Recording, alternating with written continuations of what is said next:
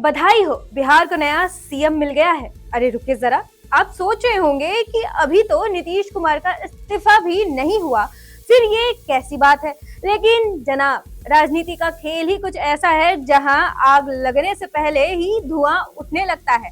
सियासी गलियारों में हलचल तेज हो जाती है, अटकलें गर्म है और सवाल बड़ा कि क्या बिहार में होने वाला है कोई बड़ा उलटफेर। तो आखिर क्या है इस पूरे मामले की असली कहानी, जानेंगे। लेकिन उससे पहले आर्यन टीवी नेशनल को सब्सक्राइब कर ले। नमस्कार, आप देख रहे हैं आर्यन टीवी नेशनल, मैं हूं आपके साथ रुचि सिंह।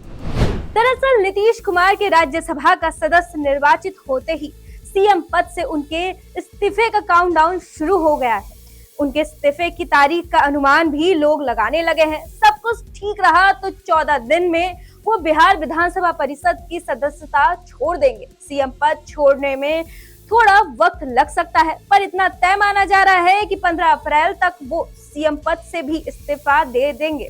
जन प्रतिनिधित्व कानून के अनुसार कोई व्यक्ति एक साथ 2 सदनों का सदस्य नहीं रह सकता। इसलिए नीतीश कुमार को 16 मार्च 2026 को राज्यसभा के लिए चुने जाने के बाद 14 दिनों यानी 30 मार्च तक ये तय करना होगा कि वो किस पद पर रहेंगे। वो अभी बिहार विधानसभा परिषद के सदस्य हैं और माना जा रहा है कि यात्रा खत्म होने के बाद इस्तीफा दे सकते हैं। हालांकि परिषद से इस्तीफा देने के बाद भी वो 6 महीने तक सीएम बने रह सकते हैं। लेकिन यदि वो पद छोड़ते हैं तो नया सीएम बीजेपी से बनने की संभावना बताई जा रही है। वहीं बिहार में बीजेपी का सीएम बनना ऐतिहासिक पल होगा। बिहार में पहली बार बीजेपी का नेता सीएम बनेगा। भाजपा की वर्षों पुरानी मुराद अब पूरी होगी। लंबे समय से बिहार में सीएम पद की चाहत भाजपा की रही है। 2005 से नीतीश कुमार की अगुवाई में एनडीए सरकार चल रही है, जिसके साथ ही सीएम हमेशा जेडीयू से ही रहा है।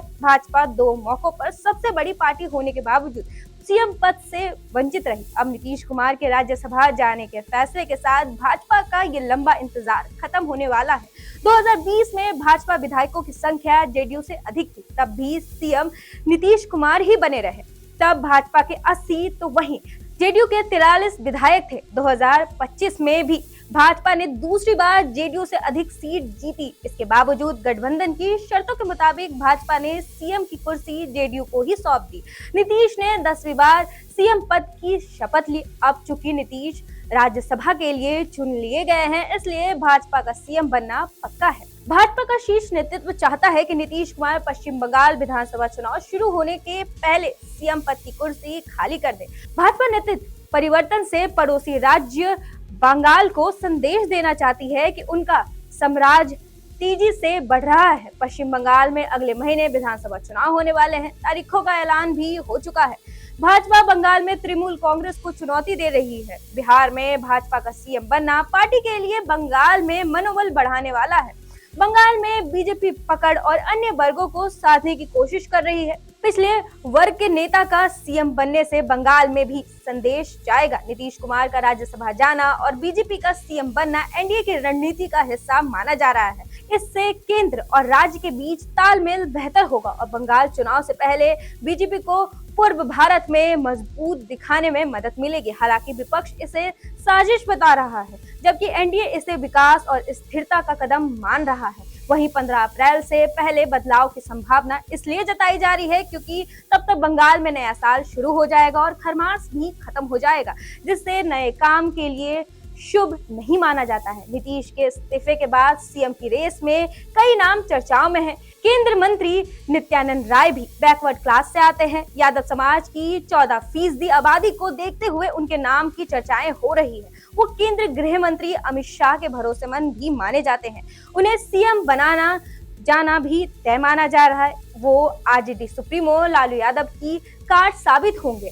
बिहार में लालू को भी यादव अपना नेता मानते आया है। संगठन में भी नित्यानंद की मजबूत पकड़ मानी जा रही है। उनके अलावा पिछले वर्ग से आने वाले दिलीप जायसवाल के नाम की भी चर्चाएं हो रही है। भाजपा ने अपर कास्ट सोसाइटी से किसी को सीएम की कुर्सी सौंपने का मन बनाया तो विजय सिन्हा का भी नाम आगे आ रहा है। वो अभी डिप्टी सीएम है। इन सभी नामों के अलावा डिप्टी सीएम सम्राट चौधरी का नाम सबसे अधिक चर्चाओं में है। सम्राट चौधरी को भाजपा जिस तरह आगे बढ़ा रही है, उसे उनके ही नाम पे मोहर लगाने की अधिक संभावना जताई जा रही है। सम्राट को भाजपा ने कभी विधानसभा में नेता बनाया तो कभी उन्हें प्रदेश अध्यक्ष की जिम्मेदारी भी सौंपी। इतना ही नहीं, मौजूदा सरकार में भाजपा ने पहल कर सम्राट को गृह विभाग भी दिलाया है। नीतीश कुमार सीएम रहते गृह विभाग भी हमेशा अपने पास रखा।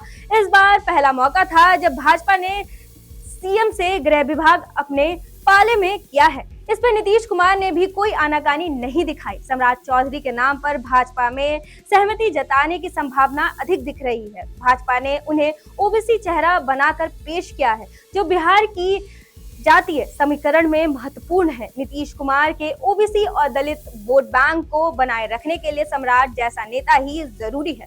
अमित शाह और अन्य केंद्रीय मंत्री की पसंद भी सम्राट चौधरी है। सम्राट की संभावना को इसलिए भी समझा जा सकता है कि नीतीश कुमार की समृद्ध यात्रा में वो हमेशा उनके साथ रहे। नीतीश कुमार ने खुद भी संकेत दिए कि सम्राट ही उनके उत्तराधिकारी रहेंगे। समृद्ध यात्रा के आखिरी चरण में नीतीश ने विकास की बात की और सम्राट को आगे रखा। ये भी कहा जा रहा है कि सम्राट चौधरी को नीतीश कुमार की भी अपनी पसंद मानी जा रही है। वहीं राजनीतिक गलियारों में ये भी चर्चाएं जोरों पर है कि 15 अप्रैल के पहले बिहार में नई सरकार बन जाएगी। बंगाल में उसके बाद विधानसभा के चुनाव शुरू होंगे। बंगाल की जनता को साधने के लिए भाजपा ने पहले नितिन नबीन को राष्ट्रीय अध्यक्ष बनाया। बंगाल में कास्ते इंटेलेक्चुअल समाज का हिस्सा माना जाता है। नबीन कास्ते बिरादरी से ही आते हैं।